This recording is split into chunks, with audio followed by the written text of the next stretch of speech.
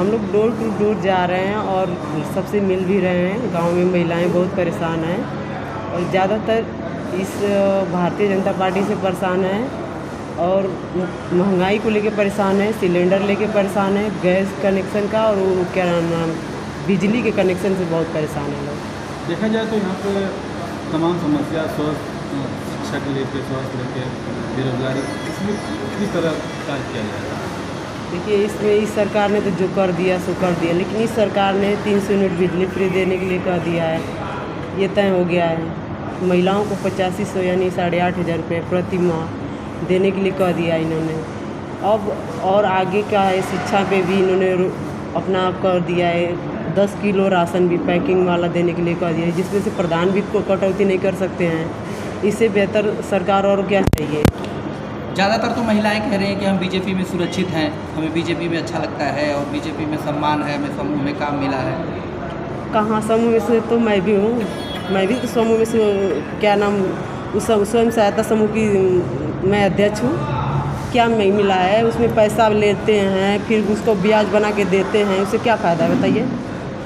महीना पे बना रहे हैं आप लोग और क्या बेवकूफ़ बनाया जा रहा है। एक तरफ से लेके एक तरफ से कान, इधर से कान पकड़ के इधर से ऐट के ले रहे हैं लोग।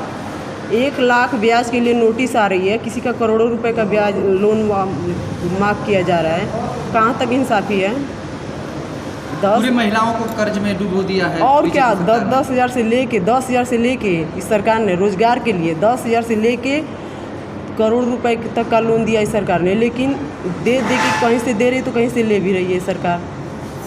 अब आप देखिए, कनेक्शन बिजली वाला जो ये वाला गैस का कनेक्शन है जो उन्होंने दिया, एक्चुअली फ्री में बांटा था ना उन्होंने, तो फ्री में बांटे, राशन फ्री में दे रहे हैं, तो उसका दाम कितना है? सिलेंडर का 1100 रुपये है। महिलाएं कह रही हैं कि हमको निःशुल्क गैस सिलेंडर मिल रहा है, हमको निःशुल्क राशन मिल रहा है, या सरकार आप लोग महिलाओं से मिल रहे हैं? पहले बताइए, महिलाओं से मिल रहे हैं? अगर आप महिलाओं से मिलते तो महिलाएं आपको अपनी बात सुनाती। अभी पढ़ी लिखी महिलाएं, आप डिबेट में भी सुने होंगे कि यही जो जिनके लड़के यहाँ लड़ रहे हैं, माननीय ओम प्रकाश जी, जब ये जो पढ़ा लिखा कर, मान लीजिए हम भी पढ़ेंगे लिखेंगे और मैं लिख पढ़ कर सोचूंगी नौकरी करूँ, तो नौकरी करके अगर पेपर ऊपर दे के हम लोग धरना वरना दें और उसमें ये नेताजी बोलेंगे ओम प्रकाश जी कि ये लोग लात खाने के लायक हैं, जूता खाने के लायक हैं, तो उनके बेटे क्या संसद बनने के लायक हैं?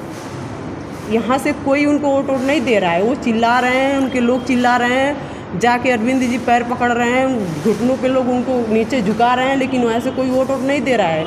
वही मान लीजिए राजभरों का कुछ मिला है, वो भी 50% ही मिलेगा। तो भारतीय जनता पार्टी बोला जाता है कि हम 400 पार किस कहाँ से 400 पार हो जाएंगे वो लोग? 400 पार होने का कोई ऑप्शन छोड़ा है मोदी जी ने? महंगाई बढ़ा दी। कोई सरकारी इतिहास गवाह है कि कोई सरकारी संस्था मोदी जी ने नहीं बनाई। एक भी 23 सरकारी संस्थाओं को मोदी जी ने प्राइवेट किया है, जिसमें आप गिन सकते हैं सरकारी संस्थाओं को। मिट्टी का तेल सपना हो गया इस देश में। क्या लग रहा है आपकी अगर आपकी सरकार आएगी, क्या इसमें विकास होगा? जरूर होगा। क्या रहा है? अरे जरूर होगा। युवाएं इतना खुश हैं, जो पढ़े लिखे लोग इतने खुशी से वोट देने के लिए तैयार हैं। अपने मन से लोग, यहाँ की जनता मन बना ली है और जो लोग प्रचारक हैं वो भी समझ रहे हैं कि यहाँ से राजू राय जीत रहे हैं।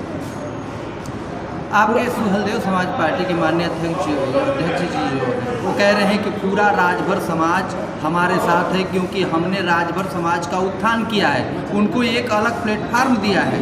और आप कह रहे हैं कि राजभर समुदाय गठबंधन की तरफ है। नहीं, देखिए, उनका भी सही कहना, जो कह रहे हैं वो ठीक है, लेकिन देखिए यहाँ पे राजभर जी लड़ रहे हैं, उनके बेटे लड़ रहे हैं, तो जो गंवार लोग हैं तो वो तो जाएंगे ही। और वो भी कहते हैं कि पियक्कड़ बनाते हैं, क्या बनाते हैं, लेकिन फिर भी जो गंवार है वो तो जाएगा ही। उनकी भाषा सही नहीं है आपके कहने? भाषा तो जहाँ भी है, उनकी भाषा को हम नहीं जानते, कब यहाँ कब कहाँ और कब किसको बोल जाएंगे, उनका कोई ठिकाना नहीं है। आप चूँकि जिला अध्यक्ष रह चुकी हैं, एक चीज़ पे मैं साफ करना चाहूँगा कि वो पार्टी जो जब फायदा जिसमें देखते हैं बदल देते हैं, ऐसा क्यों?